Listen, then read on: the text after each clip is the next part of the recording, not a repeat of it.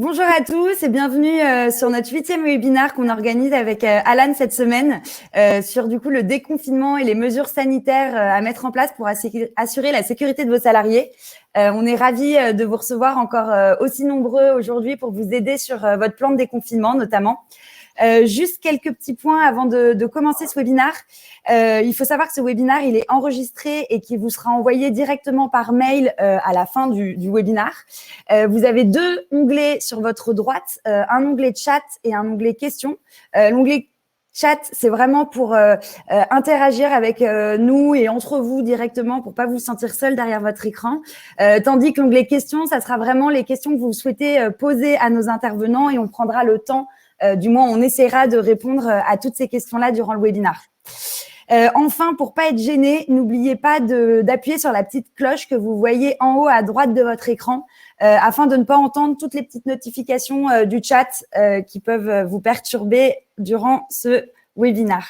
Tout le monde a l'air d'être arrivé. Du coup, je vais laisser la parole à nos 4 intervenants d'aujourd'hui. Je vais les laisser se présenter. Je vais laisser la main à Lucie, si tu veux commencer. Ça marche. Bonjour à tous. Je suis Lucie. Je travaille chez Alan, qui est une assurance santé digitale. Et moi, je suis en charge de l'équipe Sales qui se charge de l'industrie de l'hôtellerie-restauration. D'accord. Merci beaucoup, Lucie. Alexis, est-ce que tu peux également te présenter ? Oui, bonjour à tous. Moi, je m'appelle Alexis et je suis team lead sur la partie retail chez Skello. Donc, le retail, c'est tout ce qui va être la santé, la mode et tout ce qui va être la distribution. Et je gère une équipe d'une dizaine de sales avec moi sur ces différents secteurs. Et est-ce que tu peux juste rappeler ce que fait Skello pour les gens qui ne nous connaîtraient pas ? Alors, Skello, ouais, en 3 mots, c'est assez simple. Aujourd'hui, c'est la première solution de gestion de planning, gestion de la paye et gestion RH. Le but, c'est vraiment d'aider tous les commerçants à planifier votre succès. Et ça fait du coup 3 ans qu'on existe. On a passé la barre des 4500 clients et on est environ 80 employés aujourd'hui. Ok, merci Alexis. Et enfin, on a la chance d'avoir 2 intervenants externes pour ce webinaire. Je vais laisser la parole à Marie-Pierre pour vous présenter. Oui, bien sûr, bonjour à tous. Donc Marie-Pierre Chéroux. Moi, je suis consultante RH. J'interviens auprès de la pharmacie homéopathique de l'Europe, qui est située à Paris. Donc là, je les accompagne depuis plus d'1 an. Et la pharmacie, c'est un des utilisateurs Skello depuis aussi presque 1 an. Donc tout va bien. Ça nous accompagne dans notre succès. Génial, merci beaucoup Marie-Pierre. Et enfin, on a Nicolas Allary avec nous, que certains connaissent vu les petits commentaires qu'on voit dans le chat sur les pancakes. Je laisse te présenter aussi. Ils connaissent les pancakes plus qu'ils me connaissent moi, je pense. Nico Allary, voilà, je suis copropriétaire de Olibelli avec ma compagne Sarah. Et c'est un restaurant, 2 restaurants maintenant qui ont 6 ans. Et voilà, on est une petite moyenne structure de 32 salariés. Donc, on traverse cette période de Covid-19 avec voilà, toutes les interrogations que ça amène. Et on utilise les deux. Skello pour la partie emploi du temps. Je pense qu'on faisait partie des tout premiers à utiliser Skello. Et on a rejoint Alan cette année pour la partie prévoyance. Génial. Écoutez, merci à vous 4. Juste pour vous faire un petit récapitulatif des points qu'on va voir aujourd'hui, pour répondre à toutes vos questions que vous êtes nombreux à vous poser. Dans un premier axe, on va voir comment gérer la sécurité et la santé de ses équipes. Ensuite, on verra comment faire en sorte que son établissement réponde aux normes sanitaires. Et enfin, comment gérer l'accueil des clients dans son établissement. Quand on parle d'établissement, on va vraiment le voir au sens large, donc aussi bien pour vos restaurants que pour vos commerces retail, que pour vos hôtels également. Donc, n'hésitez pas à nous poser toutes les questions que vous avez auxquelles on n'aurait pas pu répondre. Donc, dans un premier temps, on va voir comment gérer la sécurité et la santé de ses équipes. Donc, pour ça, je vais laisser la parole à Alexis d'abord. Est-ce que tu peux nous expliquer comment et quand il faut commencer par communiquer avec ses employés dans cette phase de déconfinement, justement ? Oui, alors effectivement, l'idée, c'est que aujourd'hui, ce qui est pas mal, c'est vraiment de prendre les devants pour communiquer vos plans d'action sur tous les changements qui vont être mis en place avec cette période de déconfinement, les principes que vous allez appliquer à partir du 11 mai et toutes les nouvelles règles de vie qui vont s'imposer dans votre établissement. Alors, nous, typiquement, c'est ce qu'on a fait chez Skello. On avait organisé une visioconférence pour mettre un petit peu toutes les équipes au courant de toutes les différentes mesures sanitaires qu'on devait mettre en place. Et ce qui est pas mal de faire ça, donc c'est d'abord une visio, puis après une communication par mail, parce que ça a un effet très rassurant auprès des employés et que ça leur montre finalement que finalement vous vous souciez de leur bien-être. Et ça, je sais que nous, on l'a mis en place en interne et c'est quelque chose qui a plutôt pas mal fonctionné. Ok, merci. Et je sais, Marie-Pierre, aussi que vous communiquiez pas mal avec vos équipes pendant l'ouverture parce que vous n'avez pas fermé du tout. Oui, tout à fait. Alors, nous, comme une activité de pharmacie, on a fait partie des commerces indispensables à la vie de la nation, comme c'est mentionné. Donc, on n'a jamais fermé. Et ce qu'on a fait, nous, c'est que même pendant le confinement, où une partie de nos équipes était soit en arrêt maladie ou en garde d'enfants, etc., on a mis en place des newsletters tous les 10 jours. On donnait des infos de la pharmacie. On envoyait des photos des équipes masquées avec des visières. On tenait informé sur comment on entretenait la pharmacie, quel était le niveau d'activité, etc., histoire à la fois de maintenir le fil au sein de toute la communauté des gens de la pharma, en fait, pour qu'ils continuent, même ceux qui étaient absents, continuent à voir comment ça se passe et qu'ils échangent entre eux ensuite. Et effectivement, c'est un effet assez rassurant et ça enlève la quelconque anxiété de revenir ensuite sur le lieu de travail une fois qu'on se déconfine, quoi. Ok, d'accord.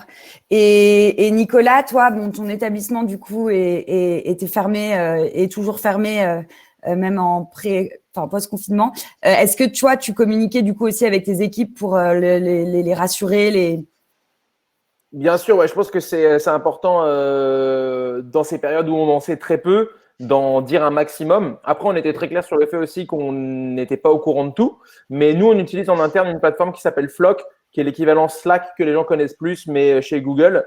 Et donc, on a tous les salariés qui sont inscrits sur Flock et on a différentes channels. Et c'est vrai qu'on leur demandait en période de confinement et même là, juste après le déconfinement, de bien rester présent sur la plateforme. Comme ça, on pouvait partager des infos. Et je pense que je vous rejoins sur le fait que c'est important vraiment de montrer qu'on est on top, qu'on suit vraiment les nouvelles au fur et à mesure qu'elles sortent et qu'on va faire tout ce qui est en notre capacité, pour réouvrir et 2, pour réouvrir dans des bonnes conditions qui sont des conditions safe, sécures et qui nous permettent quand même de travailler au plus proche de notre modèle d'avant. Ok, merci beaucoup. Et du coup, c'est vrai qu'en ce moment, on est quand même dans un monde qui est assez anxiogène, avec pas mal de stress pour tout le monde. Je sais que chez Alan, vous avez mis des plans en place, notamment pour aider justement à gérer le stress et l'anxiété de ces équipes vis-à-vis du Covid. Est-ce que tu peux nous en dire un petit peu plus là-dessus, Lucie, s'il te plaît ?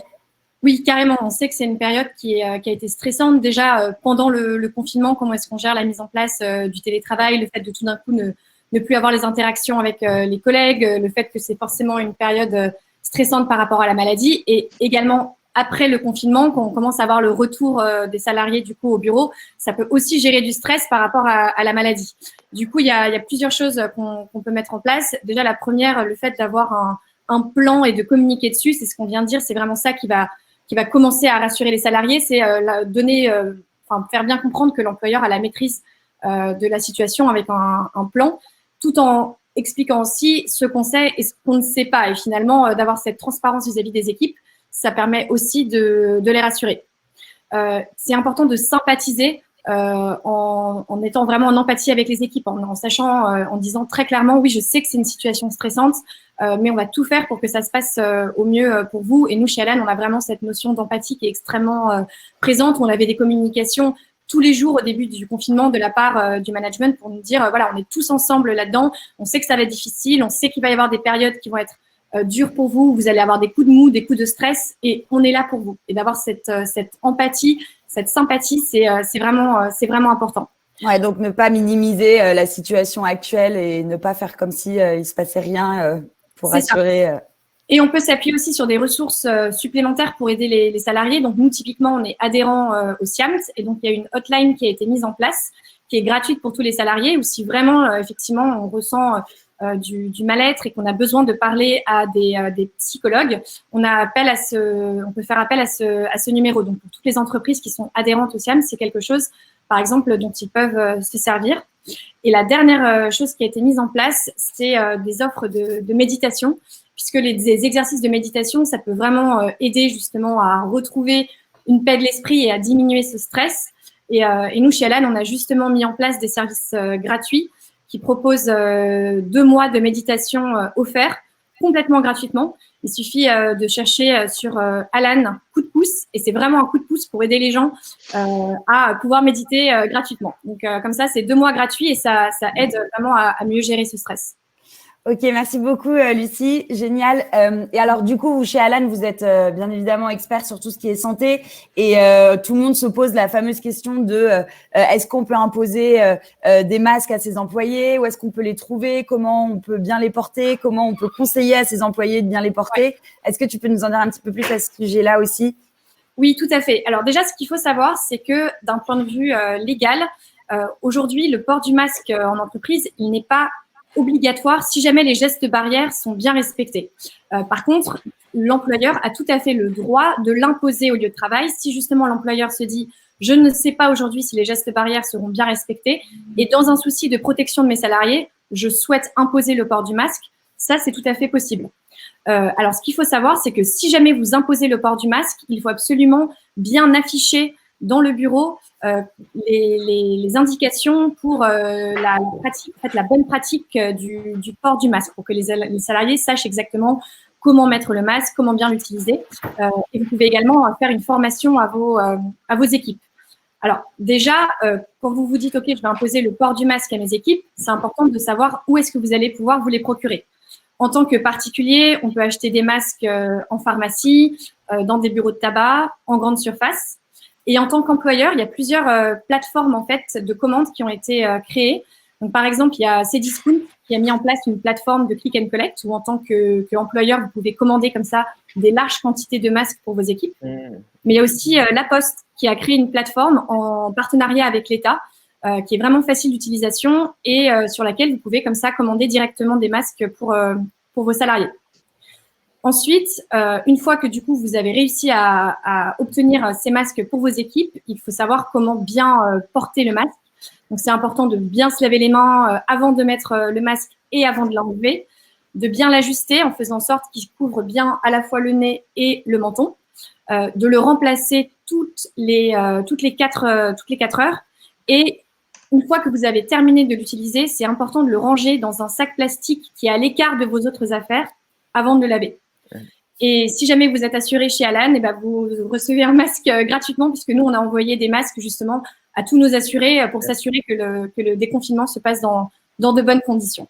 D'accord. Et alors moi, du coup, quand j'ai préparé ce webinaire avec Marie-Pierre, vous m'expliquiez que dans votre pharmacie, notamment, je vous demandais comment vous jetiez vos masques, comment vous faisiez en sorte que l'hygiène soit respectée. Et vous m'expliquiez, du coup, vous aviez la badgeuse Kello que vous installiez dans votre pharmacie. Enfin, je vous laisse reprendre la parole sur ce sujet-là. Oui, parce que pour nous, c'est pas un sujet de déconfinement, ça a été un sujet depuis le 16 mars. Et sachant qu'alors, nous, on n'a pas la problématique, mais qui est vraiment importante de savoir porter un masque, puisque les professionnels de santé, ça fait partie des choses qu'ils apprennent. En revanche, effectivement, il faut savoir les évacuer et encore plus en ce moment. Donc, en fait, nous, on a notre badgeuse, effectivement, et on a mis une poubelle dédiée à tout ce qui est équipement individuel, que ce soit les masques, les gants, les surblouses, etc., si on en a utilisé. On a mis cette poubelle, en fait, sous la badgeuse. Ça a pour mérite, effectivement, que comme les salariés passent forcément dans la badgeuse, ils pensent à jeter tous leurs affaires et à cet endroit-là avant de partir.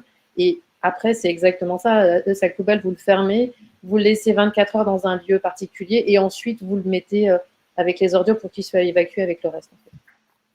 Ok, d'accord. Très clair. Merci beaucoup, Marie-Pierre. Et ensuite, du coup, par rapport au masque, on entend aussi beaucoup parler de la température parce qu'aujourd'hui, beaucoup se demandent s'ils doivent ou pas prendre la température de leurs employés. Est-ce que, Lucie, tu peux nous en dire un petit peu plus aussi à ce sujet? Oui, alors aujourd'hui, légalement, la prise de la température, elle est déconseillée par le ministère du Travail. Et la recommandation officielle du ministère du Travail, c'est que les salariés prennent leur température individuellement chez eux. Cependant, si en tant qu'employeur, vous souhaitez absolument mettre en place la prise de la température avant que les salariés entrent sur le lieu de travail, vous avez le droit, c'est possible, même si c'est déconseillé. Par contre, il faut offrir des garanties aux salariés sur la bonne mise en place de cette prise de température. Donc déjà, c'est important de les informer en préalable sur, par exemple, qu'est-ce qui va se passer sur la conservation des données. Par exemple, si un salarié se fait prendre sa température et qu'il y a une telle température qui est indiquée, qu'est-ce que vous allez faire de ces informations? c'est aussi important de les prévenir des conséquences, par exemple, par rapport à la prise de température. C'est-à-dire, si jamais vous avez moins de 38 degrés, qu'est-ce qui se passe? Si vous avez plus de 38 degrés, qu'est-ce qui se passe? Les informer au préalable, du coup, des conséquences par rapport à leur température et par rapport ensuite à ce qui se passera. Est-ce que, du coup, ils devront partir du lieu de travail? Est-ce qu'ils seront mis en quarantaine? En gros, c'est vraiment important de préparer toutes ces informations-là en amont et de les donner à vos salariés. Il faut également savoir que comme le contrôle de la température aujourd'hui, il est déconseillé par le ministère du Travail, il n'est donc pas obligatoire pour les salariés. Vous pouvez également avoir des salariés qui auront le droit de refuser de s'y soumettre. Et il faut que vous sachiez dans ces cas-là, si un salarié refuse de se soumettre au contrôle de température, quelles seront du coup les conséquences pour ce salarié? Est-ce que vous choisirez dans ce cas de prendre des mesures préventives en tant qu'employeur? Ok, merci beaucoup. Et toi, Nicolas, avant qu'on soit confiné, il me semble que tu utilisais ce dispositif avec tes employés, c'est bien ça? Ouais, c'était vraiment au tout début, quand on commençait un petit peu à entendre parler du Covid. Je parle vraiment du tout début où on était vraiment encore en activité et on se doutait pas que ça allait prendre une telle ampleur. On avait trouvé que la prise de température, bon, ça permettait, j'utiliserai pas le terme de ludique, mais bon, c'était on n'était pas du tout au niveau où on en est maintenant, donc on se rendait pas compte à quel point c'était grave. Donc c'est vrai qu'on prenait la température de toute l'équipe. Ça relaxait tout le monde, personne n'avait de température. Nous, on a une petite fierté, c'est quand même d'avoir fait énormément de volume chez Olibelli. On fait à peu près quand même 400 couverts jour. Et on a eu 0 membre de notre staff qui ont été contaminés par le Covid. Et du coup, c'est vrai que, voilà, très tôt, on a mis des systèmes en place, dont la prise de température, le lavage de mains, les gestes barrières, etc. C'est vrai que je ne sais pas si à la réouverture, on va retourner vers de la prise de température, mais en tout cas, nous, on a vu que des effets positifs vis-à-vis du staff. Voilà, ça a rassuré tout le monde. Ok, d'accord, hyper intéressant. Et vous, Marie-Pierre, c'est quelque chose que vous faisiez, non? Non, nous on le fait pas et de toute façon, si on le faisait pour alors déjà nos salariés quand ils ont un problème de santé, ils ont le recul nécessaire et en plus il serait impossible de le faire aussi pour nos patients, quoi. Parce que dans la pharmacie, on est là pour soigner les gens. Donc les gens qui ont le Covid, il y a une zone dédiée pour les recevoir. Donc, ceux qui sont diagnostiqués, ils arrivent, on a délimité une zone bien particulière dans la pharmacie parce qu'on se doit de les recevoir. Et puis après, tous les autres patients, ils arrivent comme ils sont. Donc, certains l'ont pas. Après, il y a tous les gestes barrières. Il y a de la solution hydroalcoolique qu'on leur met à disposition. Et puis on peut leur vendre des masques, de la solution. Donc, voilà, après, on reçoit tout le monde. C'est notre métier. Ok, très bien. Et Lucie, si jamais un employeur se retrouve face à un salarié qui représente des symptômes, justement, au sein de l'établissement, comment il doit réagir, cet employeur? Alors, la première chose à faire, déjà, c'est d'isoler la personne qui présente des symptômes dans une pièce dédiée. Et donc pour ça, c'est important en tant qu'employeur que, avant justement que vous ayez à faire face à ce genre de situation, vous ayez finalement préparé la procédure en amont, en se disant, ok, justement, quelle est cette pièce dédiée dans laquelle j'isolerai des salariés si jamais j'ai besoin. Donc, quand vous voyez un salarié qui a effectivement des symptômes, tout de suite, vous l'isolez dans cette pièce dédiée. Et vous appliquez les gestes barrières. Donc, vous respectez en plus 1 mètre de distance, vous portez un masque. Et là, vous faites appel à la personne qui, dans l'entreprise, a le rôle de professionnel de santé, secouriste du travail, quelqu'un qui est formé pour faire face au Covid-19, qui est le référent Covid-19 dans votre entreprise. Et vous lui fournissez également un masque pour qu'il puisse aider la personne symptomatique. Ensuite, vous avez 2 cas de figure. C'est est-ce que la personne symptomatique a des symptômes graves ou est-ce qu'ils ne sont pas graves? Si les symptômes sont graves, il n'y a pas de doute à avoir. Il faut immédiatement appeler le SAMU et donc la personne sera prise en charge par le 15. Si la personne n'a pas de symptômes graves, ou bien vous contactez le médecin du travail, ou bien vous contactez le médecin traitant de la personne qui a des symptômes. Et vous organisez le retour à domicile de cette personne en évitant surtout les transports en commun, évidemment, pour minimiser le risque de contamination. Une fois que la personne elle a été prise en charge et que du coup elle a quitté les lieux, c'est là où vous pouvez du coup passer aux étapes suivantes qui vont être à la fois comment est-ce que vous nettoyez bien votre établissement et comment est-ce que vous mettez à l'écart les personnes qui ont été en contact avec la personne symptomatique. Ok, ou la personne qui a été dépistée positive, parce que je suppose que ça marche de la même façon si quelqu'un de l'établissement est dépisté positif. Oui, exactement. Alors, si la personne est détectée comme positive, dans ces cas-là, il faut absolument identifier donc tous les contacts qui ont été donc toutes les personnes contacts avec cette personne détectée positive. Et ces personnes-là sont placées en quatorzaine. Donc, c'est pendant 14 jours après la date du dernier contact avec le cas confirmé. Et donc, si vous, en tant qu'employeur, vous avez effectivement des cas comme ça de personnes positives, il faut absolument réaliser cette matrice des contacts et prendre le plus de protection possible. Donc, en cas de doute, vous préférez placer la personne en quatorzaine plutôt que de se dire « Ah, je ne sais pas, donc je prends le risque de conserver la personne dans l'établissement ». Ok, merci Lucie. Et d'ailleurs, Alexis, pour ça, Skello est assez utile parce qu'en faisant de la gestion de planning et en voyant enfin, je vais te laisser la parole, mais en voyant qui a travaillé quand dans son établissement, on peut plus facilement les mettre de côté, c'est bien ça? Oui, exactement. Aujourd'hui, Skello, l'intérêt, c'est que on gère vraiment la problématique de tout ce qui va être planification des équipes, rotation. Et du coup, en temps de déconfinement, ça a un vrai impact. Surtout qu'on a aussi une badgeuse qui nous permet du coup de savoir qui était présent en même temps qu'une personne contaminée. Et dans ce que tu disais juste avant, Lucie, de pouvoir retracer finalement qui était en présence de la personne contaminée, là, l'intérêt, c'est qu'on va le voir directement sur l'outil, sur Skello, et ça nous permet de retracer facilement qui a été en contact avec cette personne. Ok. Et Alexis, est-ce que tu peux nous dire aussi qu'est-ce que doit faire un établissement s'il y a eu des cas confirmés? Est-ce qu'il doit fermer ou est-ce qu'il doit rester ouvert? Comment ça se passe? Alors en fait, aujourd'hui, il n'y a pas d'obligation de fermeture. Du moment que l'employeur a bien mis en place toutes les mesures de sécurité.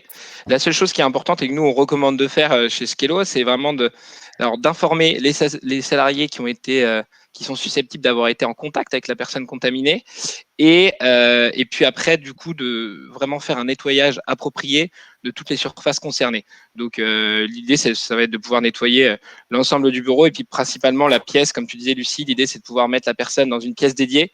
Donc, de pouvoir justement, alors après, il y a pas mal de mesures, on laisse aérer, puis après, on va vraiment venir nettoyer l'ensemble de cette pièce pour finalement éviter toute contamination derrière. Ok, donc du coup, là, vu ce que tu viens de nous dire, ça va nous permettre de rebondir sur la deuxième partie de ce webinaire et du coup, comment faire en sorte que son établissement réponde notamment aux normes sanitaires. On entend beaucoup parler depuis quelques temps du fameux protocole de déconfinement qu'Emmanuel Macron, Édouard Philippe ont pu annoncer pour les entreprises. À quoi il sert concrètement, Lucie, et comment s'en servir quand on est un professionnel aujourd'hui ou même plus tard quand on est restaurateur, mais comment on peut l'utiliser du coup? Alors, tout à fait. Donc, le protocole de déconfinement, c'est un document qui est accessible extrêmement facilement en faisant une simple recherche sur Internet. C'est vraiment le protocole qu'il faut absolument suivre pour permettre la reprise de l'activité en assurant la protection de la santé des salariés. Tout à fait simplement. Donc, c'est vraiment comment je protège mes salariés si jamais je ne peux pas être en télétravail, s'il faut absolument que je rouvre mon établissement, comment est-ce que je fais pour s'assurer que mes salariés soient protégés. Et donc, il y a 7 grandes parties qui sont couvertes par ce protocole de déconfinement.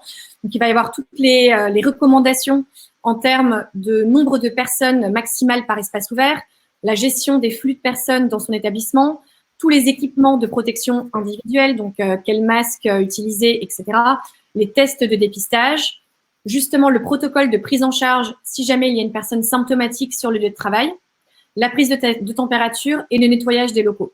Donc, en fait, beaucoup de thèmes qu'on aborde aujourd'hui lors du webinaire et qui sont vraiment expliqués de façon détaillée dans ce protocole de déconfinement pour que, en tant qu'employeur, si jamais vous vous retrouvez face justement à un salarié symptomatique, si vous demandez quels équipements de protection apporter à vos salariés, etc., vous avez vraiment la réponse à toutes les questions pour rouvrir votre établissement en sachant que vous protégez vos salariés.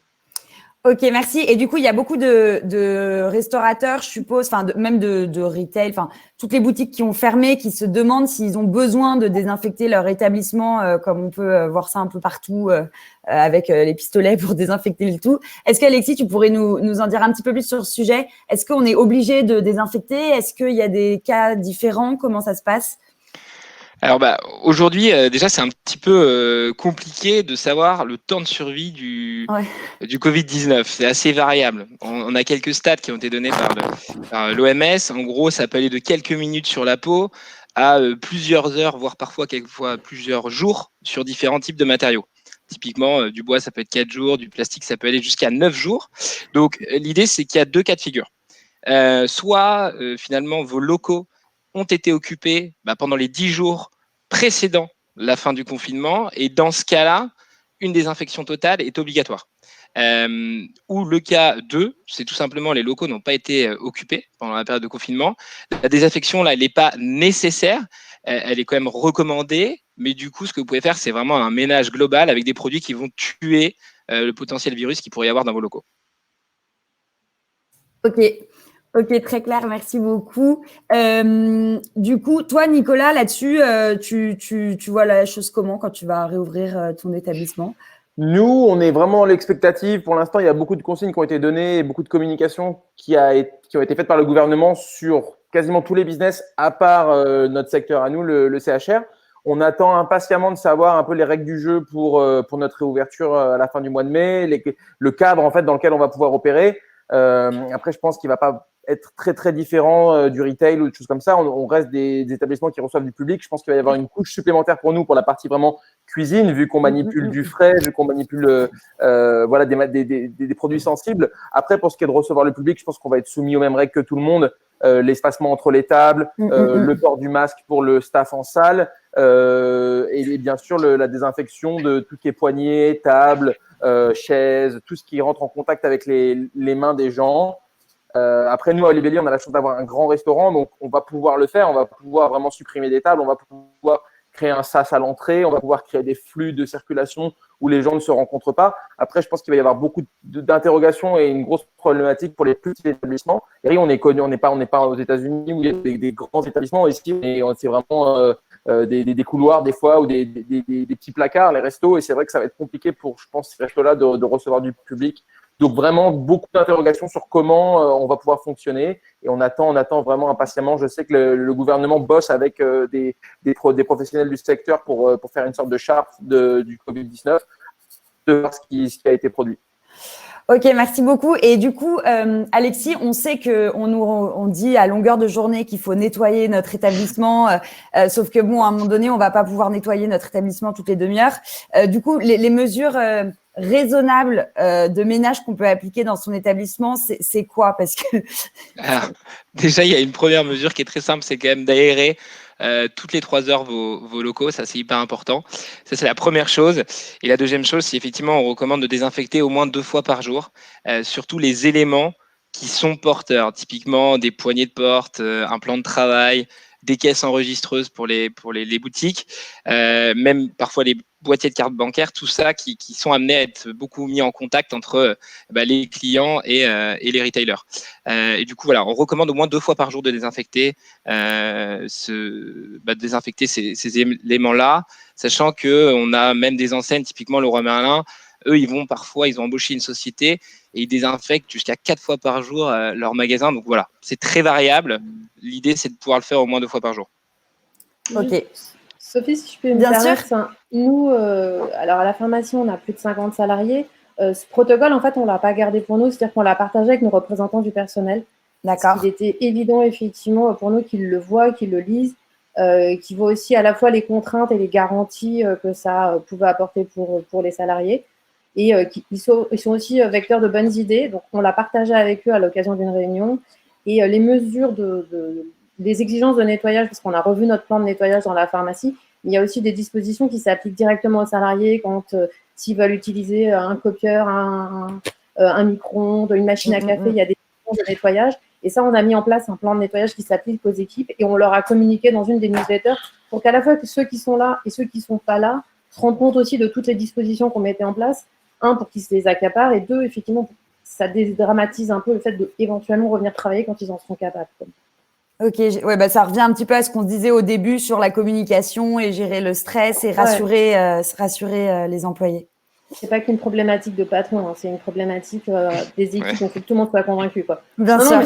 Et les représentants du personnel aussi, si la taille de l'entreprise fait que vous en avez. Quoi. D'accord.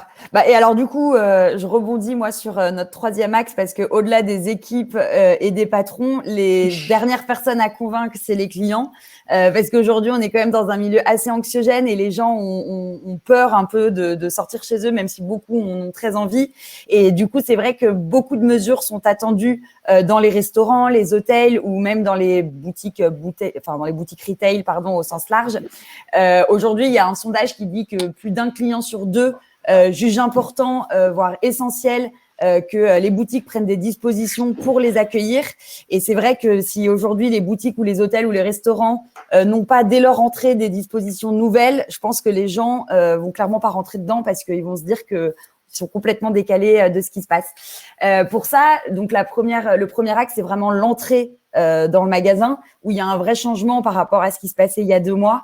Alice, est-ce que tu peux nous en dire un petit peu plus sur ce sujet-là? Oui, alors du coup, effectivement, comme on l'a vu un petit peu avant, le port du masque aujourd'hui, il n'est pas obligatoire, il est fortement recommandé par le gouvernement.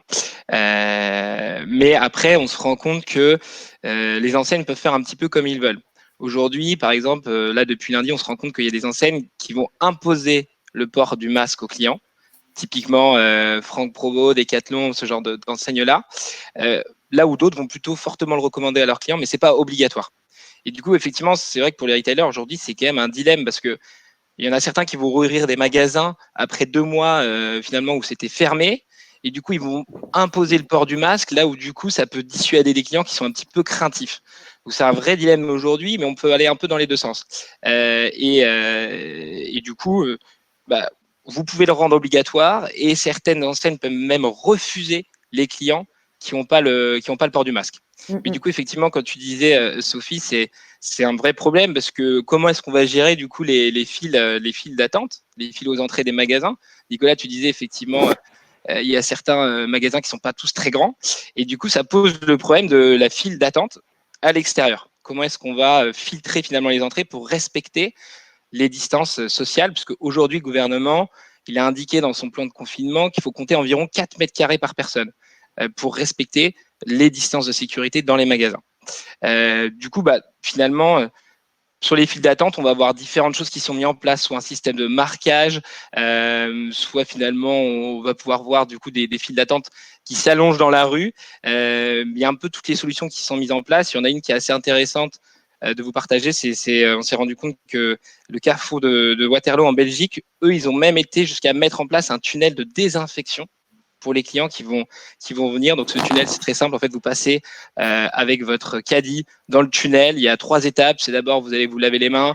Ensuite, on va laver la barre du chariot. On va passer sous un espèce de propulseur finalement de désinfection. Et vous allez pouvoir rentrer dans le magasin derrière. Bon, là, on rentre vraiment dans quelque chose de très, très radical. Mais l'idée, c'est de pouvoir mettre en place ces solutions. Ok. Et vous, du coup, Marie-Pierre, votre pharmacie était ouverte. Vous, comment vous fonctionniez? Vous aviez un gel à l'entrée? Vous faisiez laisser les gens dehors? Enfin, comment vous faisiez? Alors, nous, on a du gel à l'entrée. D'abord, on en fabrique, donc on en a toujours à disposition. C'est une des forces de la pharmacie de l'Europe. Quand on en fait 300 litres par jour, on a toujours à disposition pour ses clients et pour ses équipes. Et puis, on en vend, bien sûr. Donc, nous, toutes les personnes qui rentrent, elles se lavent les mains avec de la solution. C'est à disposition à l'entrée. Elles ont ou elles n'ont pas des masques et on peut aussi leur en vendre.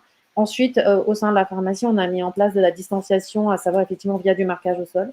On a supprimé un comptoir sur 2, ce qui fait qu'effectivement, les équipes, entre elles, derrière le comptoir, nos pharmaciens, ils ont une distance nécessaire entre eux. Et les patients qui sont au comptoir, il y a une distance nécessaire entre eux. Ensuite, ça fait partie de ce que je vous disais, des consignes de nettoyage qu'on a mises en place et qui s'appliquent aussi aux équipes. On leur demande de nettoyer leur comptoir avec de la solution hydroalcoolique après chaque passage de client. Donc, effectivement, pour maximiser la sécurité et les gestes barrières. Sachant qu'en plus, une pharmacie, c'est aussi, il y a un côté commerce qu'on peut trouver dans d'autres commerces. Donc, la solution hydroalcoolique à l'entrée, pour nous, elle est indispensable parce que si vous avez des patients ou des clients qui viennent toucher des produits que vous proposez, des tisanes, la parapharmacie, il est évident que plus ils ont les mains propres, mieux c'est parce qu'on risque la problématique aussi de contamination au travers des produits que vous mettez à disposition qui sont dans vos rayons, comme dans tous les commerces. En fait. Ok, très clair, merci beaucoup. Du coup, ensuite, Lucie, est-ce que tu peux nous expliquer comment, donc une fois qu'on est rentré dans la boutique, comment on va pouvoir gérer justement la circulation et la gestion des flux de personnes dans les magasins. On voit beaucoup de sens interdits. Oui, bah, du coup, c'est effectivement tout ce qui est le balisage au sol avec la mise en place des marqueurs dont parlait Alexis et tout ce que Nicolas mentionnait sur le fait qu'il va falloir trouver des sas pour réussir à faire en sorte qu'il y ait des bonnes zones pour que les gens restent à différents endroits et qu'on limite le nombre de personnes dans un même endroit. Et on a vu avec les exemples que voilà dans les restaurants, il va vraiment falloir repenser l'agencement de l'établissement afin de faire moins de couverts que d'habitude. Et justement, Nicolas, c'est toi qui parlais d'avoir un tampon thermique dans tout ça, ce que tu vas utiliser comme zone tampon, c'est ça? Exactement. En fait, nous, il y a une problématique qu'on connaît tous. Quand on va au restaurant, on veut jamais la table près de la porte. Et ça, c'est vrai pour tous les restos. Et c'est vrai qu'à Paris, on n'a pas le luxe de pouvoir dire, bon, ben là, on met pas de table parce qu'elle est près de la porte. Donc, tout le monde y va de sa petite technique avec des rideaux, avec des chauffants, des choses comme ça. Nous, avec le deuxième Olibelli, on avait la chance que ce soit relativement grand. Et donc, on a pris la décision de sacrifier une partie à l'avant du restaurant pour faire un sas. Donc en fait on pousse une première porte et puis on rentre dans un sas et on pousse une deuxième porte et on rentre dans le restaurant, ce qui fait qu'en été ça permet de garder la clim à l'intérieur et en hiver ça permet de garder le chauffage à l'intérieur et l'air froid à l'extérieur.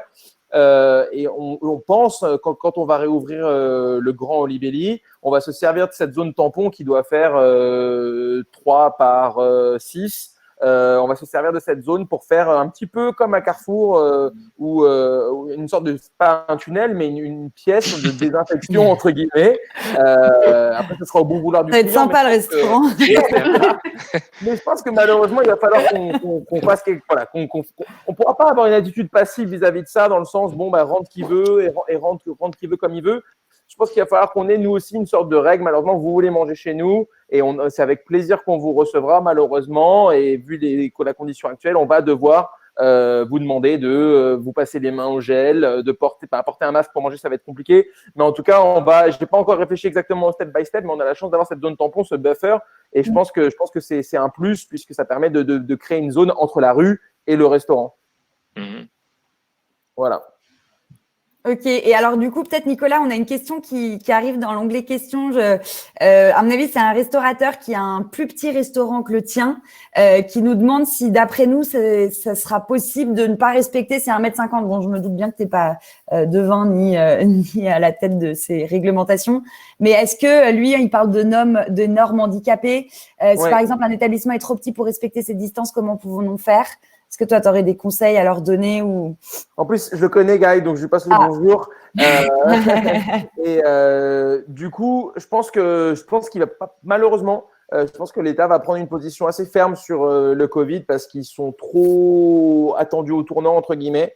Et je pense que juste depuis le début de cette situation, ils ont toujours privilégié le sanitaire à l'économique. Et je pense qu'ils préfèrent, entre guillemets, mettre la main au porte-monnaie plutôt que de mettre les gens en danger, une fois entre guillemets. Donc, je pense qu'il ne faut pas s'attendre à des dérogations. Je pense qu'ils vont préférer étendre le dispositif du chômage partiel. Si, par exemple, on a 50% d'occupation, théoriquement, on va avoir à peu près besoin de 60% de notre masse salariale. Et ben, pour la masse salariale restante ou pour les heures non travaillées, je pense que l'État va préférer étendre et prolonger le dispositif de chômage partiel plutôt que de permettre à des restaurants d'une plus petite capacité d'augmenter le volume client. Parce que ça n'aurait pas vraiment de sens, ça n'aurait pas vraiment de cohérence avec le reste de leurs décisions. Moi, je pense que ça va se passer comme ça. Après, comme je le dis, je sais que moi et l'ensemble des restaurateurs et restauratrices, on attend avec impatience de savoir, entre guillemets, les règles du jeu pour la reprise. Parce que des gens comme Guy, et Guy, en fait, il est beaucoup plus représentatif des restaurateurs parisiens que nous qui avons la chance d'avoir un petit peu de surface. Il y a beaucoup de petits restaurants et donc il y a beaucoup de gens qui se demandent comment ils vont faire pour faire un semblant de chiffre d'affaires qui ressemble au chiffre d'affaires qu'ils faisaient précédemment. Et alors, je rejoins dans le chat justement Jacques-Henri j'allais en parler. En effet, Anne Hidalgo, ce week-end, il me semble, avait parlé de peut-être pouvoir offrir certains trottoirs à des restaurateurs de façon à ce qu'ils puissent étendre leurs terrasses, du moins pendant le printemps-été, afin de peut-être compenser la perte de clientèle à l'intérieur et de la compenser sur l'extérieur. Il me semble pas que ça a été quelque chose de validé officiellement, mais en tout cas, c'était pour parler dernièrement, il me semble.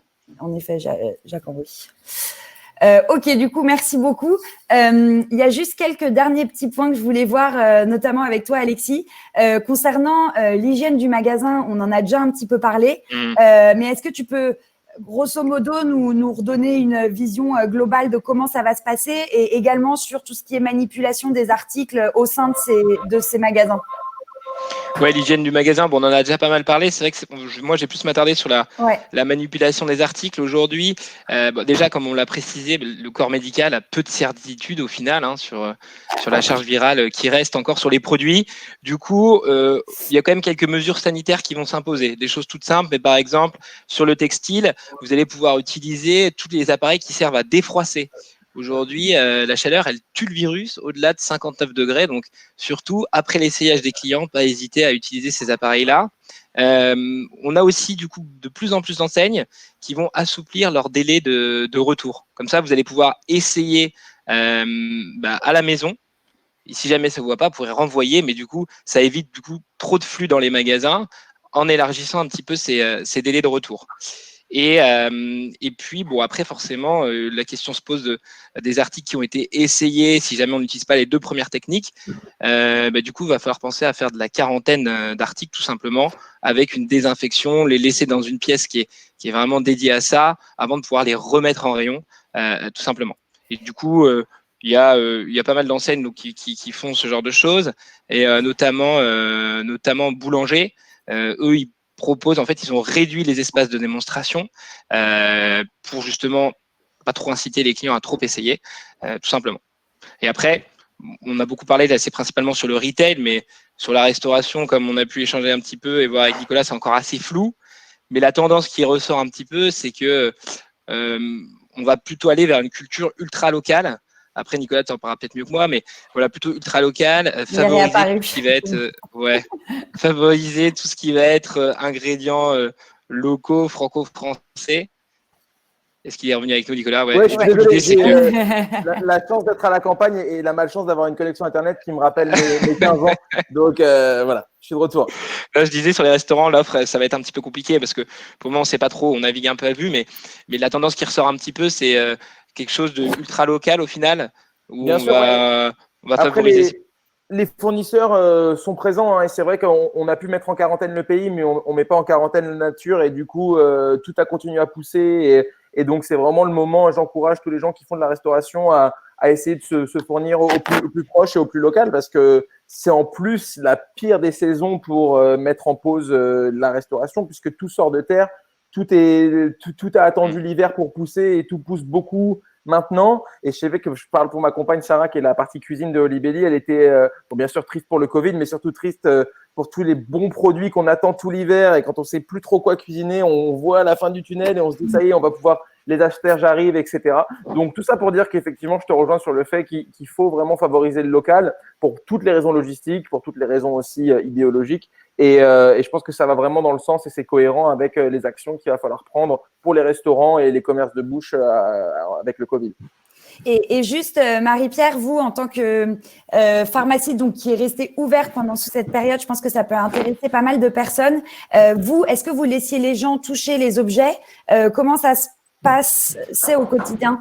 Alors, nous, on essaye de faire en sorte, effectivement, qu'ils touchent le moins possible les objets. On leur dit, il y a des préparateurs, il y a des pharmaciens qui sont à disposition, qui sont partout dans la pharmacie. Il y a du gel à disposition sur chaque comptoir, donc on incite les gens à même se laver les mains à plusieurs reprises. Après, effectivement, on essaye de voir avec eux quels produits les intéressent pour qu'ils les touchent le moins possible et que celui qui le touche, ce soit celui qui l'emporte. On ne peut pas éviter les cas où ils touchent et ils reposent. Donc, on essayait d'être présent physiquement et humainement en termes de conseils pour éviter le fait effectivement qu'il y ait de la manipulation. Donc, ça, c'est ce qu'on a fait depuis le début.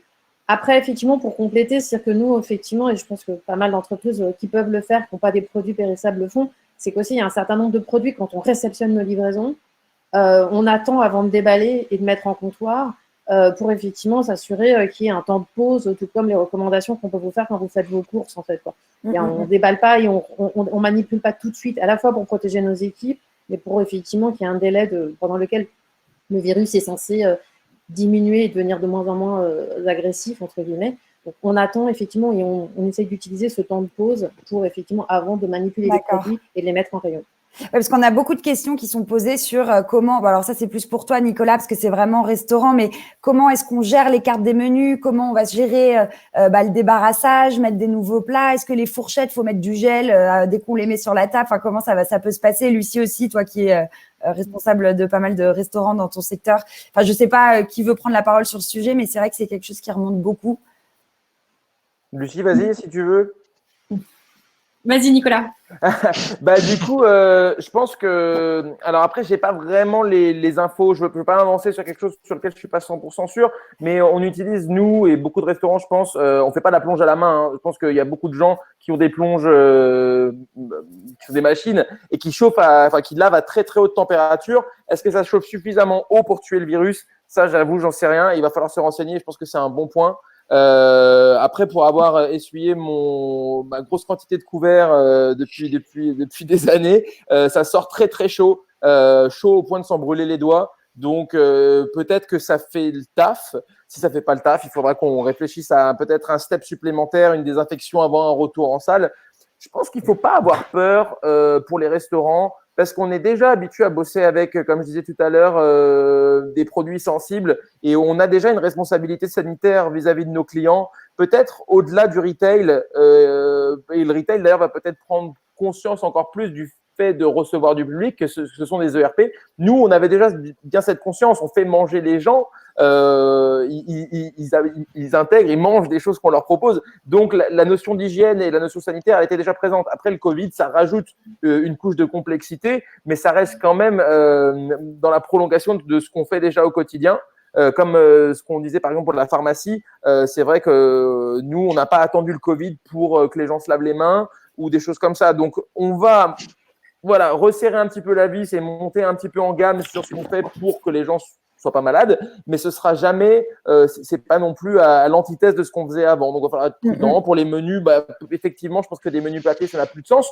Après, on peut très facilement proposer des menus sous forme de site internet, et après, avec son téléphone, on peut aller voir ce qu'on peut manger. Avec, par exemple, un QR code, mettre un QR code sur une table, tout le monde peut scanner un QR code vers le menu du jour.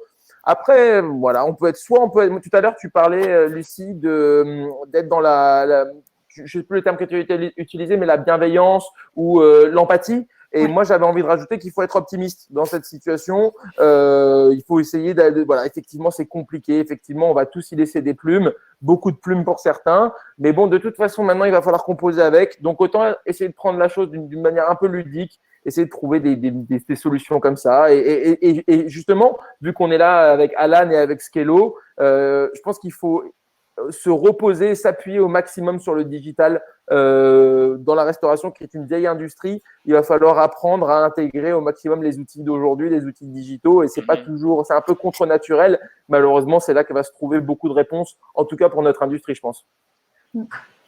Très clair. Justement, en parlant d'outils digitaux, on n'a plus beaucoup de temps. On va répondre à toutes les questions. Je voulais juste finir sur un point qui était le passage en caisse, justement, qui devient de plus en plus digitalisé. Il y a des applications pour pouvoir payer maintenant. Est-ce que, je pense que Alexis, tu peux nous en parler assez succinctement, tout ce qu'on fait pour ne plus utiliser la monnaie aujourd'hui dans les restaurants ou les boutiques? Oui, effectivement, comme l'a bien dit Nicolas, l'idée c'est qu'aujourd'hui le digital va avoir un vrai impact, je pense, sur la sortie de ce confinement. Donc tout ce qui va être file d'attente virtuelle qu'on va pouvoir voir, à mon avis, et qui va pouvoir nous permettre de gérer au mieux ce problème-là, mais aussi tout ce qui va être le sans contact. On le voit sur le click and collect, mais on favorise de plus en plus la carte bancaire. Le gouvernement, là, il a passé une autorisation depuis le 11 mai pour que on augmente le plafond à 50 €, parce que effectivement aujourd'hui la vraie problématique qu'on va avoir en caisse, c'est le paiement en espèces. On ne peut pas interdire aux clients de payer en espèces, mais forcément c'est quelque chose qui favorise le contact. Donc aujourd'hui, c'est tous les outils digitaux qui vont venir nous aider à éviter trop de contact entre les clients et finalement vos salariés. Ok. Est-ce que quelqu'un a quelque chose à rajouter sur ce sujet parmi vous? Je pense que l'interdiction de l'espèce est une bonne idée, même si on n'a pas, effectivement, je ne sais pas si on a le droit ou pas. Après, il faudrait demander un juriste, ou peut-être qu'on sait qu'on n'a pas le droit.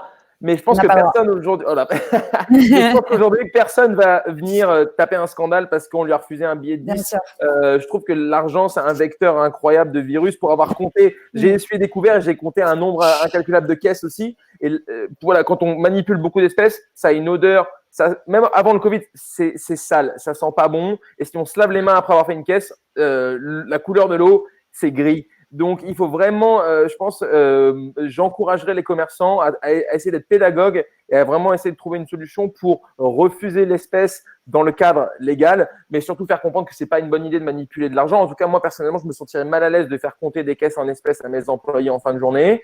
Et je pense qu'on va pousser au maximum l'utilisation du sans contact, qui est quand même le best. C'est rapide, Ouais. c'est sanitaire, 50 € quand même, il y a moyen de manger. Et surtout, si on paye avec Apple Pay ou des choses comme ça, il n'y a pas de plafond. Donc, vraiment, je pense que voilà, abandonner l'espèce pour un petit moment, c'est pas la pire des choses.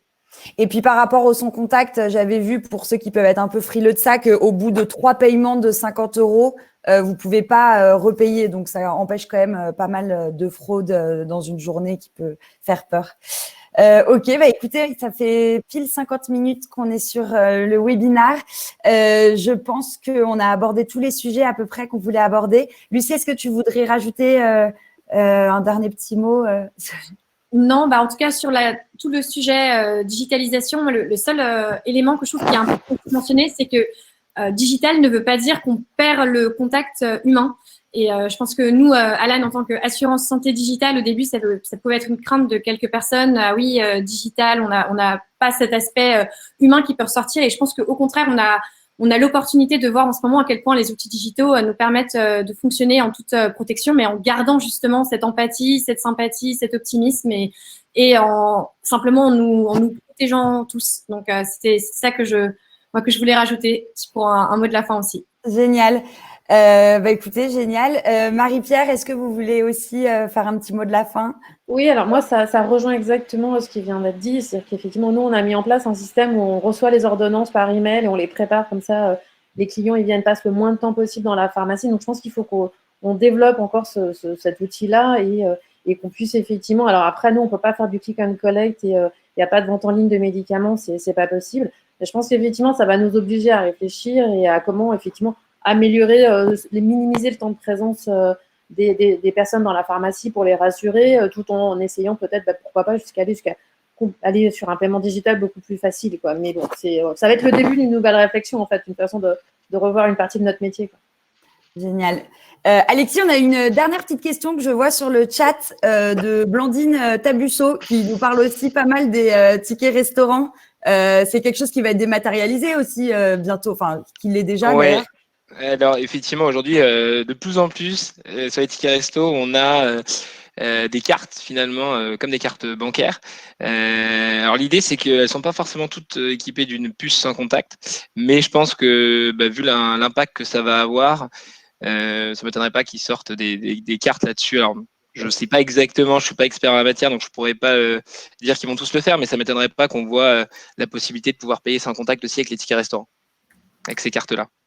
Et Nicolas a son chat pour la fin du webinaire. Je te laisse le mot de la fin. On peut en ces temps-ci. Les chats, c'est pas mal. Mais bon. Les tickets resto dématérialisés, ça existe. Nous, on en prend beaucoup au resto. Sous forme de luncher. Je ne sais pas si on peut mentionner. Et aussi Swipe. C'est vrai, ça a changé de nom. Ouais. C'est vrai que nous, on n'en a pas encore des tickets resto, donc c'est un petit peu. Encore un peu. Mais ils y viennent, ils y viennent. Ils veulent vraiment aussi. Enfin, je veux dire, le concept du ticket resto, couper le petit coin, tamponner, tout ça, c'est fini, quoi. C'est terminé. Bien sûr. Bon, en tout cas, merci à vous tous d'avoir participé à ce webinaire. Avec Alan, on voudrait vous envoyer un tout petit formulaire, savoir si vous avez été content de ce de ce webinaire, pardon. Et qu'est-ce qu'on pourrait faire pour l'améliorer. Du coup, je vous l'envoie juste là. Vous n'avez plus qu'à cliquer. Normalement, vous avez un petit onglet avec ma photo et donnez-nous notre avis sur ce webinaire qui apparaît. Je ne sais pas si vous le voyez. Je vous laisse le remplir, ça prend 30 secondes. Et comme ça, on essaiera d'organiser un webinaire qui répondra peut-être encore plus à vos attentes la prochaine fois avec Alan, qui sait. En tout cas, j'espère. Et je vous remercie à tous d'avoir été là et aux 4 intervenants d'avoir été présents aujourd'hui. Et en effet, optimisme pour les semaines à venir. C'est important. Ça va aller, empathie. Merci beaucoup à tous et on vous dit rendez-vous à la semaine prochaine pour un nouveau webinaire. Merci beaucoup, au revoir. Au revoir, bonne journée. Au revoir, bye bye. Au revoir.